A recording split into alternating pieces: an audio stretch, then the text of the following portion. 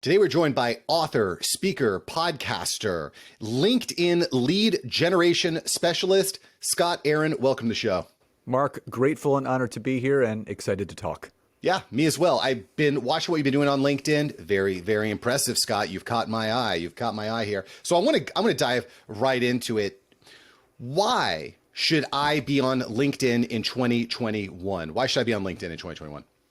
There's a number of reasons why people should, but there are also some things that people should not do on the platform if they choose to make it their platform for 2021. Now, I'm going to say this with full confidence, and I know it may seem like a bold statement to those that hear this, but if you leverage LinkedIn the correct, genuine, and proper way in 2021, for any business owner out there, you can unlock an additional 6 to 7 figures in your business.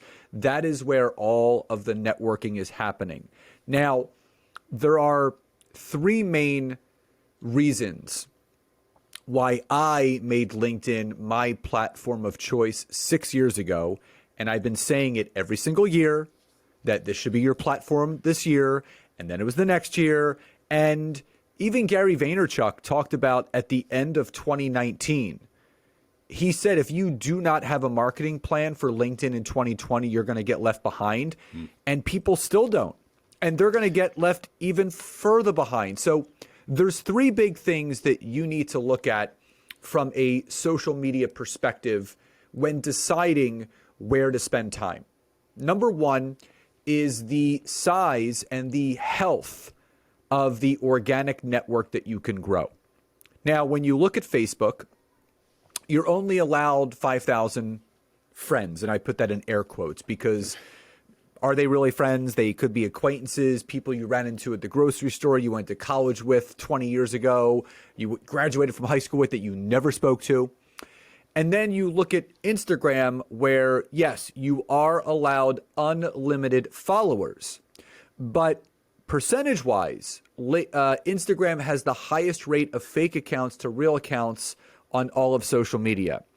Now, when you look I just want to interject, very saturated. Yeah. Both Facebook and Instagram, you're going to have a hard time building an organic audience there right now. Well, you're completely right. And Facebook is the barbecue of social media. That's where people go to commiserate, to hang out, to share what's going on about their life. Instagram is the home of the narcissist. So Instagram is where people go narcissistically to share their life. I call it the Real Housewives or Bravo TV of social media.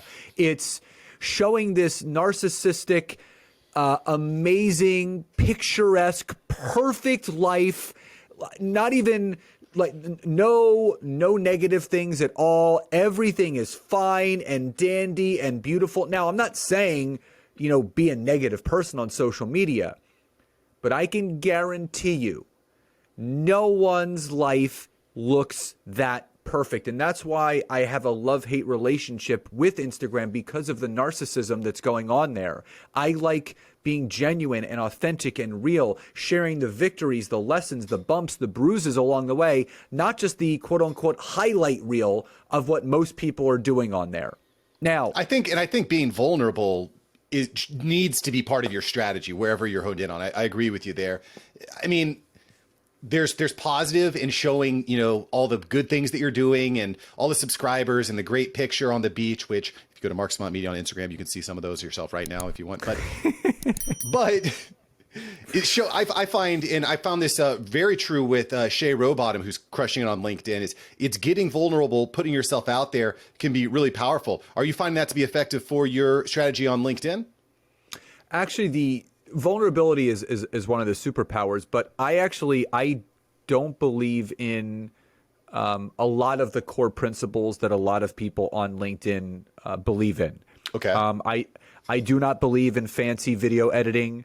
I don't believe in making things so overproduced that it's too professional. What I have found is one of the biggest keys to building a successful business is humanizing yourself as often as possible.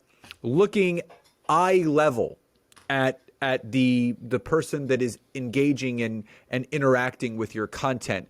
Everyone is striving for perfection. Everyone is striving for, I want everything the best, the most perfect, the cleanest, the most professional. Listen, that doesn't exist. Perfection is something that people chase, and it's just not real.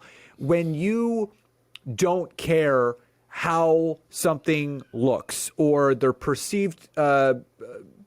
perception of how other people are viewing and looking at it, you start showing up, like you said, with that vulnerable mindset, with that genuine mindset. Some of the best content that I've shared has been me just walking around in my backyard, holding my iPhone up, shooting a 30 to 60-second video and posting it on LinkedIn.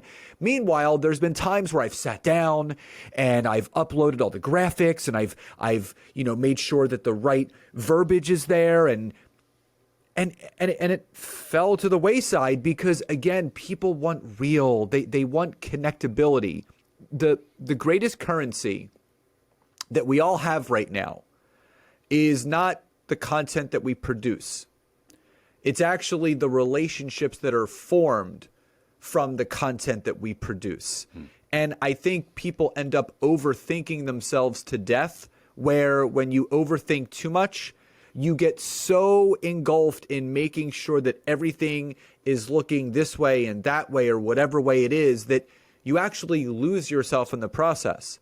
Because for me, I do strive to produce content as often as possible that leaves my audience better. But I am more concerned about the relationships that I take from online to offline, because that's the currency and the value in my business. And that's most easily done on LinkedIn. And I actually did a post today, and I did a LinkedIn Live yesterday on it, the 3 fallacies of LinkedIn. People think that you need fancy editing to really get engagement on LinkedIn, and it's just not true. Frank Mengert, one of my good buddies on LinkedIn, did a whole video on the fact that he's going to stop doing all the fancy editing on his videos, and he's just going to do native posting, just cut and dry, one-time record and post it. Because a lot of people spend a ton of money on marketing companies and time, which is the most valuable commodity that we have, on making sure everything has to be pristine. The other thing is that people think that you have to grow the biggest network possible to succeed on LinkedIn, which you're allowed 30,000 connections. But if you have a crap network, if you have a network that's not engaged, it doesn't do anything for your business. It's taken me almost 6 years to get to almost 28,000 connections on LinkedIn. And I've been steady and methodical through the entire process. I don't care how many followers someone has on LinkedIn. If people aren't genuinely engaging with my content and wanting to take it from online to offline, there's no value of that network. It's the quality versus quantity aspect.